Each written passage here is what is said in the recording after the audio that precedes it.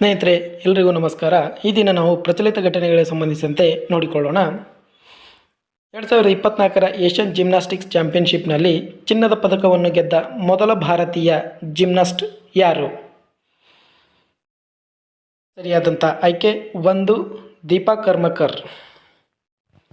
ಮುಂದಿನ ಪ್ರಶ್ನೆ, ನೈಶಿ ಬುಡಕಟ್ಟು ಯಾವ ರಾಜ್ಯದ ಅತಿ ದೊಡ್ಡ ಜನಾಂಗೀಯ ಗುಂಪು?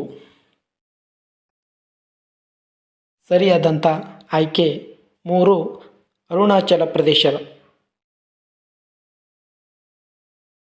ಇತ್ತೀಚೆಗೆ ESA ಸ್ಪೇಸ್ ಕೌನ್ಸಿಲ್ನಲ್ಲಿ ಎಷ್ಟು ರಾಷ್ಟ್ರಗಳು ಝೀರೋ ಡೆಬ್ರಿಟ್ಸ್ ಚಾರ್ಟರ್ಗೆ ಸಹಿ ಹಾಕಿವೆ? ಸರಿಯಾದಂಥ ಆಯ್ಕೆ 12. ಇತ್ತೀಚೆಗೆ ಭೂಕುಸಿತದಿಂದ ಸುದ್ದಿಯಲ್ಲಿರುವ ಮೌಂಟ್ ಮುಂಗಾಲೋ ಯಾವ ದೇಶದಲ್ಲಿದೆ? ಸರಿ ಆಯ್ಕೆ 2 ಪಪುವಾ ನ್ಯೂ ಗಿನಿಯಾ. ಯಾವ ರಾಜ್ಯ ಸರ್ಕಾರವು ಇತ್ತೀಚೆಗೆ ತಂಬಾಕು ಉತ್ಪನ್ನಗಳ ಮಾರಾಟ, ಉತ್ಪಾದನೆ ಮತ್ತು ವಿತರಣೆಯನ್ನು ನಿಷೇಧಿಸಿದೆ? ಸರಿಯಾದಂಥ ಆಯ್ಕೆ 4 ತೆಲಂಗಾಣ ಸರ್ಕಾರ. ಭಾರತೀಯ ಪುರಾತತ್ವ ಸಮೀಕ್ಷೆಯು ಇತ್ತೀಚೆಗೆ ಯಾವ ರಾಜ್ಯದಲ್ಲಿ ನವಶಿಲಾಯುಗದ ಶಿಲಾಕೆತ್ತನೆಗಳನ್ನು ಸ್ಥಾಪಿಸಿದೆ? ಸರಿಯಾದಂಥ ಆಯ್ಕೆ 1 ಗೋವಾ ರಾಜ್ಯದಲ್ಲಿ.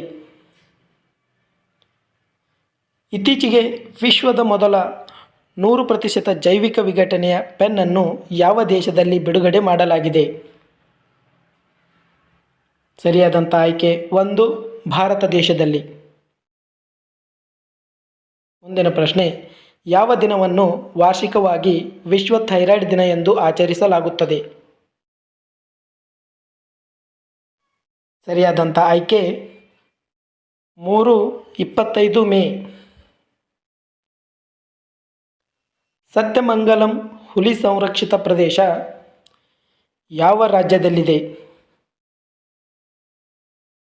ಸರಿಯಾದಂಥ ಆಯ್ಕೆ 1 ತಮಿಳುನಾಡು ರಾಜ್ಯದಲ್ಲಿ ಕಂಡುಬರುತ್ತದೆ.